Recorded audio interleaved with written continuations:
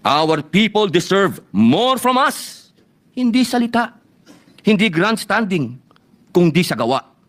Tunay na malasakit at tapat na paglilingkod. Kaya po noong Setyembre pa lamang, isinusulong ko na ang Senate Bill number 1299 o Mahiya Naman Kayo Act na naglalayong ganap na alisin ang ekwasyon, ang panghihimasok ng mga mambabatas sa pagtukoy, pagpopondo at pagpapatupad ng mga proyekto. Layon din ng panukalang ito na patatagin ang koordinasyon ng national government sa mga local government units, sa mga infrastructure projects na itatayo sa kanilang mga lugar.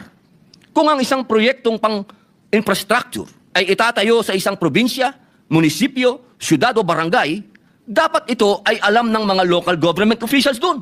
Hindi na pwedeng surprise na lang ang mga proyekto na ikagugulat ni governor, ni mayor o ni kapitan.